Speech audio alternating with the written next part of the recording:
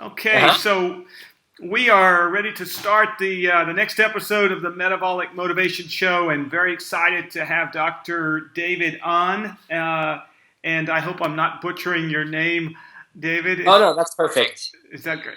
Wonderful? And Yeah, I David, tell people it's pronounced on like a light switch, so it's pretty yeah, pretty easy. wonderful, wonderful. And so, David, you're a second year endocrinologist in San Diego, and have I believe, a particular interest in technology and the intersection with apps, with diabetes. And how would you describe your focus? Yeah, I think you hit it kind of right on the head. I'm very the reason why I chose endocrinology as a fellowship. I'm not sure if your viewers are aware, but it's at least here it's a subspecialty under internal medicine. So after we graduate from medical school, some people decide to go into internal medicine, and that's a 3-year residency. And then after internal medicine, you can either stop and become some sort of a general practitioner, Yes. or you can kind of pursue a specialty training. And during my medicine residency, at that time, I was writing for a blog called imedicalapps.com, which is basically a digital health blog for physicians and health professionals. And I was assigned to review an iPhone-based glucometer. And Okay. at that time it was about 2012, I think, or no, 2011 or 2012. So new technology like that was really exciting, and it really captured my interest because people with diabetes tend to be younger, and tend to be more tech savvy. And I realized that endocrinology also encompasses kind of weight loss and fitness and metabolism. And so with fitness, metabolism, and diabetes, right there, you have such a great patient population for digital health to really transform healthcare. Oh And so at that yes. point, since I love technology, it was kind of a natural evolution to go there. Yeah, fantastic. It's certainly a growing area since we have it seems the such a high rate of diabetes in the general population. I'm actually attending to. I would probably be totally type 2 diabetic if I was not really being careful with my lifestyle and nutrition and all that. I was told I was pre-diabetic actually a couple of decades ago. So Oh uh, wow! Congratulations. Yeah, I mean, definitely with diet and exercise, at least with regards to type 2 diabetes, there's a lot that we can do to help prevent it. Um, yeah, and I'm kind of in the same boat as you. I think there's a pretty strong gene in my family, and hopefully I can have the same success fighting it off as you have. yeah, so far so good. Got to keep. Yeah, fantastic. Well, David, let's change gears a little bit if we could, and just jump into what this interview will probably be seen by both medical professionals, healthcare professionals, as well as just people who are into this kind of stuff, and the general public, and Yeah. maybe my mother might actually watch it, Uh-huh. who's a psychologist. And so Okay. let's talk about your views on the front. As far as first for the public, general public out there, even for medical professionals who want to recommend any apps. Are there anything that you could suggest for people who don't really know anything about this area? Yeah, I mean, obviously that's a pretty broad target population, but I think something that really applies to everybody and is kind of all the rage these days is just fitness and wellness.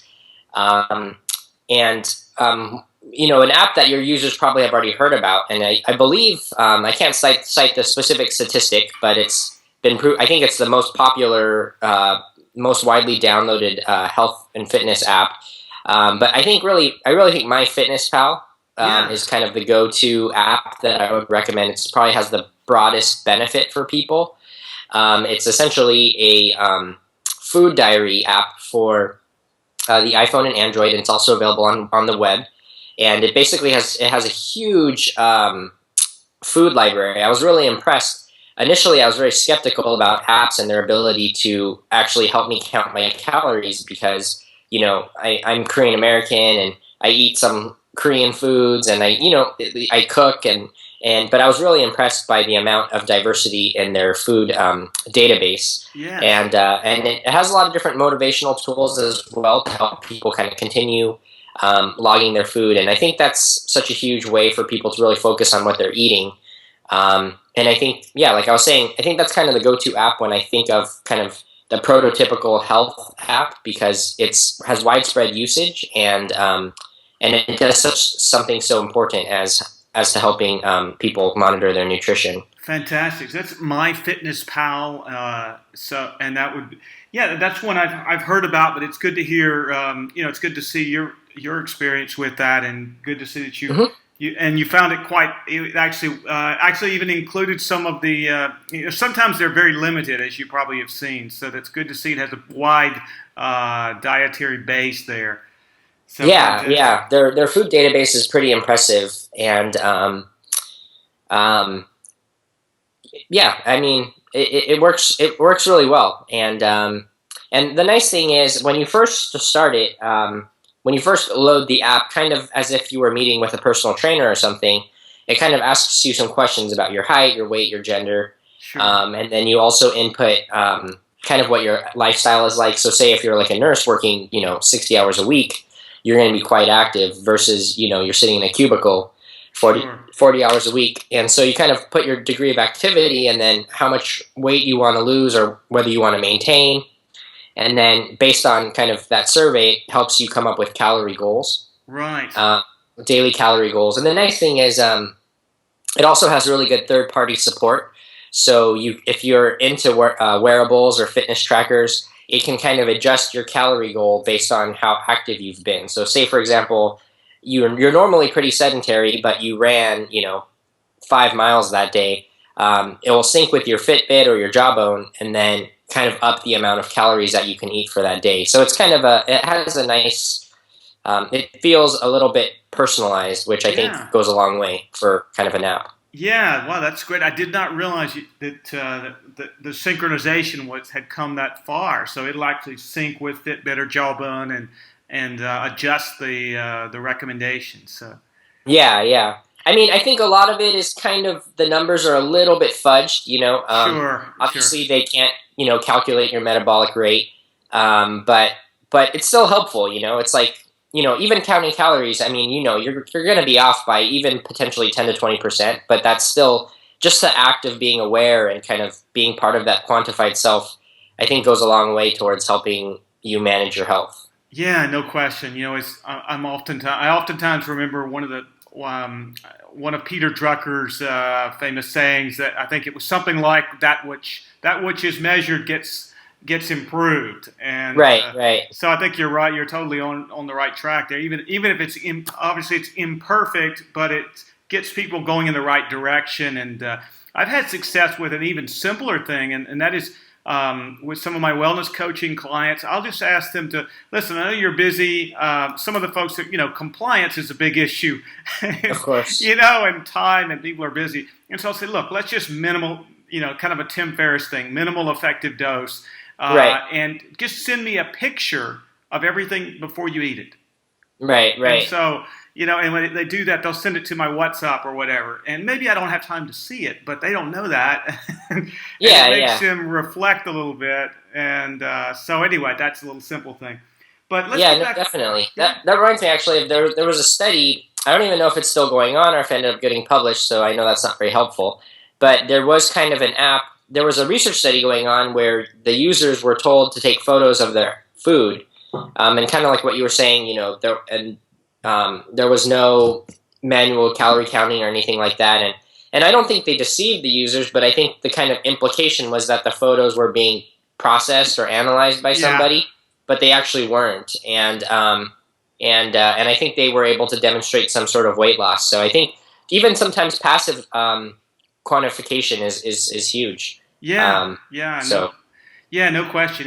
The idea that you think you're being monitored is that even works with. I notice with with the idea of working on the internet, and especially if you're writing and you're doing a lot of projects.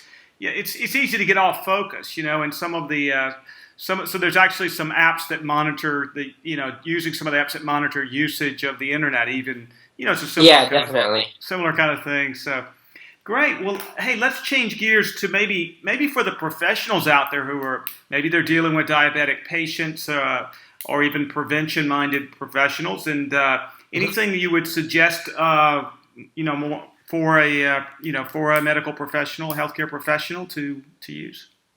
Yeah. So kind of more particularly with diabetes. Sure. Yeah. Okay.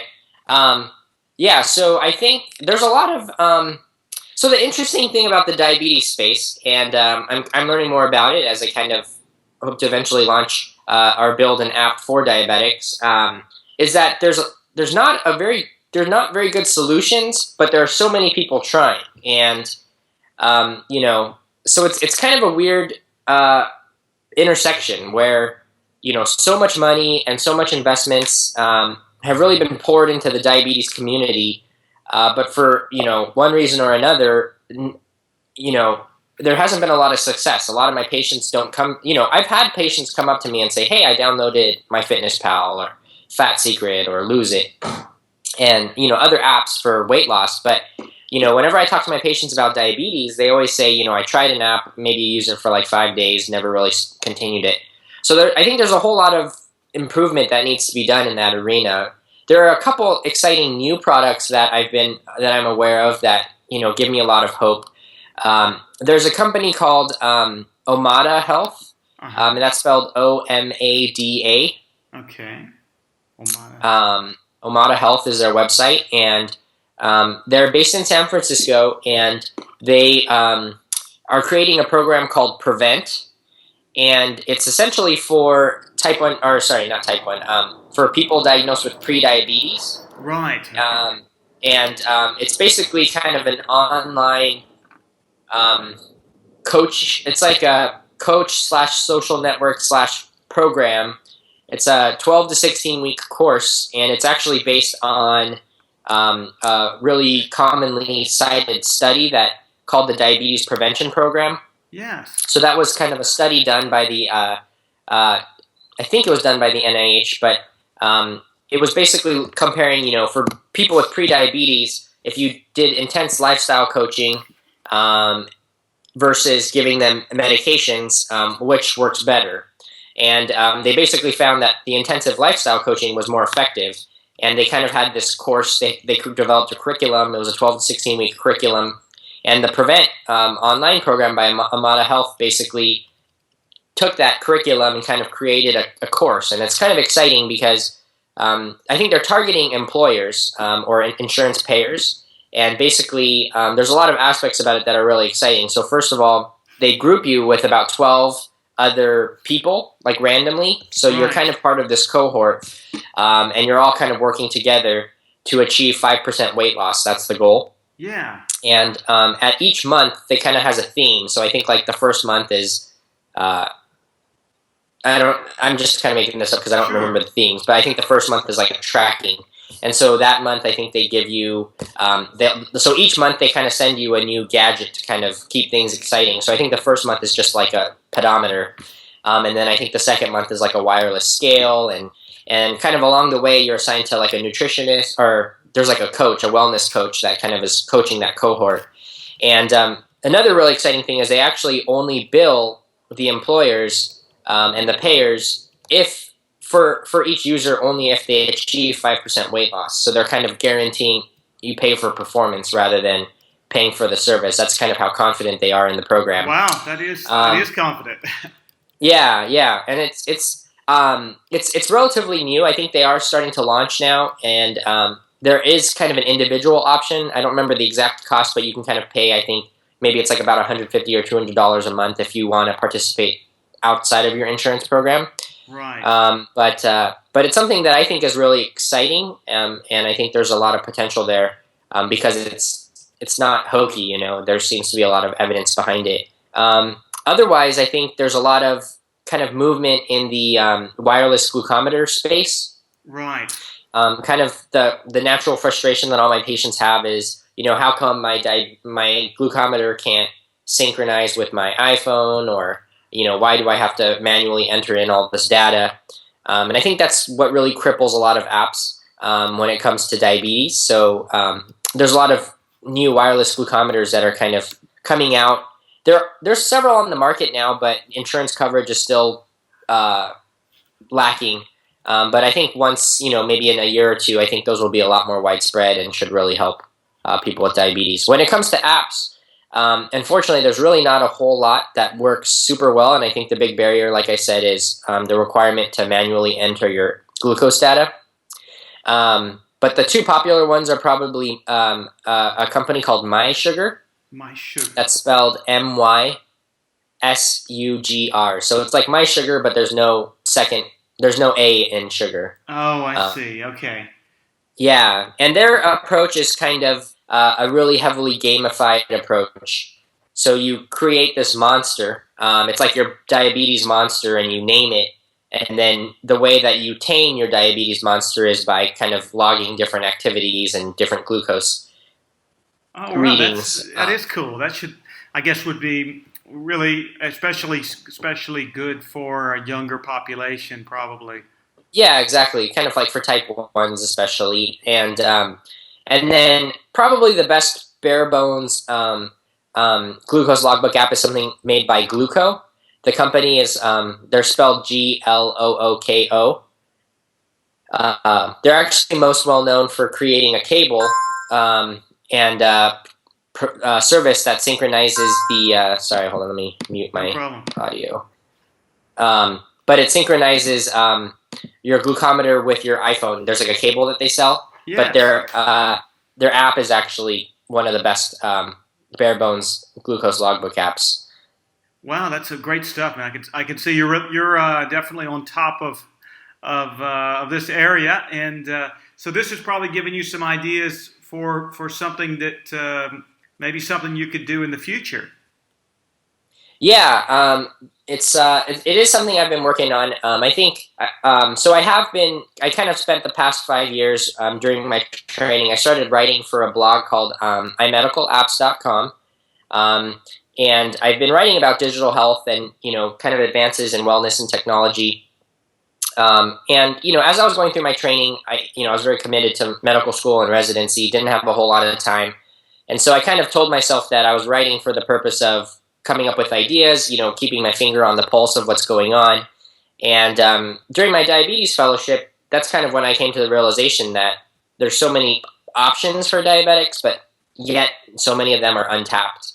And it's kind of a daunting task. I've actually been told by several people that the market is almost impossible to break into. But the frustration that I notice with my patients is that they don't use these diabetes glucose logbook apps. And a lot of times my patients, they'll come in and they'll either forget their glucose meter, or they'll leave it at home, or they'll bring it in and there's only like 10 readings over the past 90 days. Right. And obviously it's kind of the fasting sugar when they've taken all their meds for a week and they haven't eaten dinner the night before. And so it's not even an accurate real representation of where they're at. And so I basically am trying to build an app called, we're going to be called Sugar Streak. And I'm trying to make it a very, like a lightly gamified glucose logbook incentivized system, so that the basic concept is that the user would make a commitment. So, my doctor wants me to check my sugars twice a day. And so what they'll do is they will make that commitment. I'm going to check my sugar twice a day. And they log their sugar using the iPhone app. And every day that they continue to check to meet their goal of checking their sugars twice a day, they build up a streak. Right. And that streak will kind of help, and the hope is that, after building up like a 14-day streak, even if it's Thanksgiving and even if you kind of pig out and, your blood sugar might be high, at least the goal of maintaining your streak would motivate you to at least check your sugar, because it's okay. People make mistakes. People will their sugars can go high, but that will help your provider better manage your blood glucoses in the long run. And so the hope is that in hopes of not losing their streak and not losing a bonus multiplier. So say, for example, after 2 weeks of checking your blood sugar, each sugar check would get you 15 points rather than 1 point. Yeah. So kind of with that light incentivization, it might encourage people to kind of continue logging through their bad spells, or kind of continue logging when they would normally otherwise forget. And the hope is to kind of make those points worth something, so that maybe they could get discounts towards products, or even gift cards at higher point redemption values, and kind of create a small ecosystem. You won't be getting rich, you Sure. won't be able to buy a new car with your points, but even if it's a little bit of something to kind of pat yourself on the back, because in the end, I think the ultimate reward is taking better control of your diabetes and feeling better about taking care of yourself. But it's a little way to incentivize and help you remember to take care of yourself. Yeah, yeah, that sounds fascinating. There's so much going on. I was lucky enough to have an interview with a Australian doctor who's heavily into diabetes. Mm-hmm. This was over a month ago, and Mm-hmm. his name is Gary Fetke. Yeah.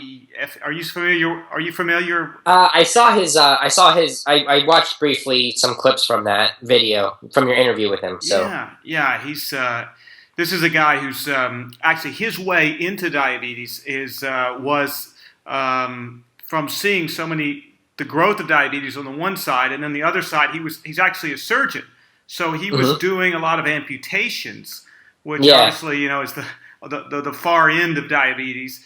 And then trying to do some counseling with people and looking for better and effective ways. So you guys might be have kindred spirits on this. Who knows? Yeah, I'll definitely reach out to him. I mean, I think healthcare providers as a whole, I think, are aware of the problems with diabetes, and Sure. whenever I talk to a doctor, honestly, one of the first things I say, hey, I'm building an iPhone diabetes app, and they're like, kind of the first thing that they'll say is, oh, like, does it help them check their blood sugars more often? And it's because it's such a need, and but right now there just isn't a good solution, and who knows if Sugar Streak will be the ultimate solution, but. I figure for some people at the very least it could help, because I think there are a lot of people, and you might understand what I'm talking about. But I personally don't have diabetes, so I kind of parallel it with my own struggles with weight loss, and we all know that counting calories and keeping a food diary or taking photos, like you were saying, all that really helps, and we all, or many of us, are very serious about losing weight, but that doesn't make it easier to do these things. Yes. And it's not that we don't care about our health, but it's that it's real life and it's hard, and we're tempted by different things, and we're stressed out by different things, and I noticed there was actually an app that I was using called it was originally called Gympact, like impact, but then the IM was replaced by the word gym. See. Yeah, cool name. Yeah, and it actually is a very interesting concept, but it's similar. I'm kind of basing Sugar Streak off of them, but you agree to a certain amount of times that you go to the gym. So you'll say, I'm going to go to the gym 4 times a week, and then you have to check in with your GPS to kind of confirm it, and then you agree to a punishment, and you say, if I don't hit my goal every number of times I fall short, I'm going to pay $5 into the pot.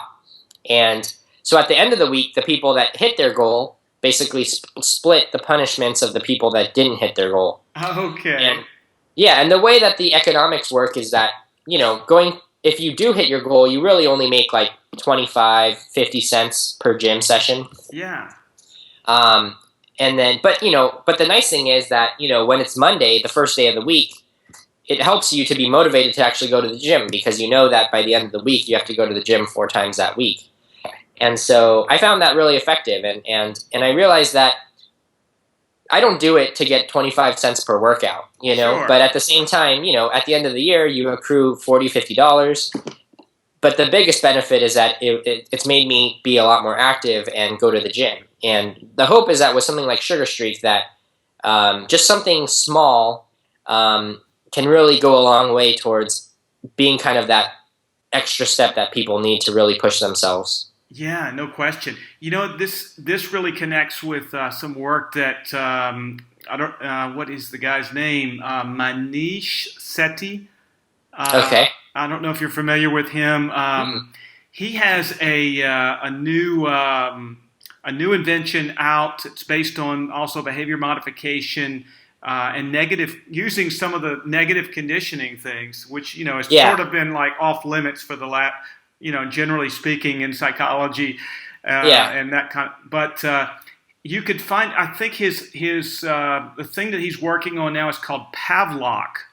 Oh yeah, yeah. I'm familiar with that product. Yeah, it's pretty interesting. At first, I thought it was kind of a gimmick, Yeah, but then as I read more about it, it definitely seems to have a lot of good fail safes. Um, especially, yeah, I know that they're like planning on trying to have fines if you take it off, and fines if and I think there's a lot of exciting potential there. The one danger, and the reason why I'm not trying to have a cash penalty with Sugar Streak is that I think while negative reinforcement and punishment is helpful for many people, like for me, Gym Pact is awesome. But at the same time, I think for some people it can be kind of a big turnoff, and yeah, it's kind of a sure. big barrier. So I think I'm hoping that kind of the streak system and losing that bonus multiplier, it's a penalty, but not a penalty that hits you at your wallet or causes you pain. Right. So we'll see how it works. I mean, the scary part is coming up with a business model that is sustainable, because I can't just pay for people to check their sugars more often and expect to make form it a real company. So that's going to be the Yeah, definitely. challenge. Yeah. The lean. You might check out the lean startup model, which is. I just finished that book. I think it's Eric Rice. There's a Yeah, yeah. lot of stuff. You probably have seen that, but basically, the gist of what he suggests is, get a prototype out, bare Hmm. bones, simple as possible, into the hands of your users as soon as possible, and. Yeah. For what that, I'm sure this is no secret, but once again, it's just quite. I've also got an app idea that I'm working on, and I'm the Yeah. same kind of thing. It's a question of doing it and finding the people, and then trying to get them to actually use it. And anyway, but that's Yeah, it's a great, man. huge challenge. I mean, it's daunting. Like, and the problem with it is that we always think that our app is everyone's going to want to use it, and that's kind of the hard part. And I think even as an endocrinologist, even as a digital health writer, on one hand I know so much, but on the other hand I'm not a user, and who knows? Like maybe that concept's not going to work for my users, and that's something that Eric Rice in the Lean Startup really talks about, is making sure that you're listening to your users. So it's something that I'm definitely working on, and I am doing some prototyping with just like text messages, just like Sure. having my users just text me their sugars, and then and I kind of keep a manual log of their streaks, and we'll see how that goes. If Yeah. any of your viewers are interested, they can always email me or reach out to me on Twitter. Oh, that's great. That's very generous of you. So, yeah, and I'll share this on our. We'll share your contact info on the. Yeah, yeah. With this will go up on YouTube initially, and we're going to also be up on iTunes. We're waiting to get a kind of a big quantity of shows, and then we want to just launch. And Yeah, yeah. hopefully rocket ourselves up onto the new and noteworthy category, which that's kind of our secret strategy. And Awesome, awesome. Well, yeah, good luck so with that. it'll get your message out there, and that's cool, man. That you're doing some great stuff, and hats off for thinking about that, and I think something's gonna work. You just have to, but maybe you have to try two or three different versions of it, or Yeah, you never know. But exactly. but that's great. Well, let me think of one other thing. One other question I had here, David, Yeah. was if there's anything you could maybe mention about any trends you see toward for the future. Anything different or new that's on the horizon. That's sort of Yeah. I mean, it's that's interesting. I mean, I think trends. I think the big trends that are going to come out now is really towards behavior change. mhm. I think with I mean, I guess it matters where you are. I think the general public, kind of the bigger trend is going to still be like wearables. I think wearables were a huge trend over the past year, and with the Apple Watch coming, in the next several months. I think wearables are going to be continue to grow dramatically. Fitness tracking, heart rate tracking, sleep tracking. But as I've realized, and as a lot of early adopters have realized, I think the problem with passive tracking is that, as we've talked about at length in this interview, is that after a while you kind of stop caring, Yes. because you'll check your activity and your sleep, the first 3 months that you have your fitness tracker, and you're really excited about it. But after a while, you notice patterns, you kind of stop caring, and you don't load up your app anymore, and you know, and nothing really changes. So I think people are realizing now that there's going to be a lot of value in actually changing behavior rather than just helping people monitor it. Right. And I think that's where that's like the holy grail, right? And that's what we were talking about, and that's what Sugar Streak hopes to do. That's what Pavlok hopes to do, and I think that's going to be one of the really big things. Is there's going to be a lot of services kind of oriented around trying to actually help people change their behavior. It's going to be hard to come up with solutions that work. Yes. Many people have tried and failed, but I think that that's going to become the holy grail. And I think like behavior change systems and behavior modification apps, and I think those interface perfectly well with wearables. But it's kind of adding that layer on top of wearables, because you can buy a fitness tracker and not change your life. Sure. But if you can buy a fitness tracker and then kind of get some sort of motivational component, whether it's gym packed or whether it's something else that actually encourages to use that device more or use that device to help your life, I think that's going to be really, really key. Yeah, no question. Yeah, the whole motivational aspect is that's the hard part to fit into the technology. I can work with. I have probably, if I really really did nothing else but coach clients. Maybe I could see, talk to 3 people an hour because we do 20-minute consults. And so obviously there's a limit. There's a limit on the scalability of that. And Right. And I'm trying to cut back so that to actually have a life with my wife and family for a change, as many of us are. But this is why. So I'm with you, man. There's got to. That's where it's got. If we can find a way to mix the monitoring aspects, the tracking aspects with that, the psychology of motivation. That's where it's got to. That'd be awesome. Yeah, and it's daunting, and in a way, I don't know. I know I feel like I should own stock or something in Gympact. I don't get paid anything by them, but I really think that in a way they're onto something. It might not be for everybody, but it's kind of amazing. I've been using it now for at least 3 years, and I'm not normally a very active person, but for me personally, it definitely has changed my behavior, and I can probably say it's been the most influential service that I've used, and so I think there's a lot to that, it's just hard to do. It's hard to execute well. I'm sorry. I'm just thinking anyone who might have missed the early, might have. Sometimes people are in and out with the video. For anyone that's not familiar with Gympact, what would you say has made the difference for you? Yeah, I think the big thing is it is the negative reinforcement aspect. So the way that it works is there's a penalty. You make a commitment to going to the gym a certain number of times per week. Right. And it is that penalty because, say for example, it's Monday. If you don't have the system like Gympact, there's not much preventing you from saying, hey, I had a long work day, my work week's just starting, I'll just work out tomorrow. But when you know that by the end of the week, you have to work out 4 separate distinct days that week, you're kind of motivated to like, hey, like let me, I can knock off one of my 4 days today.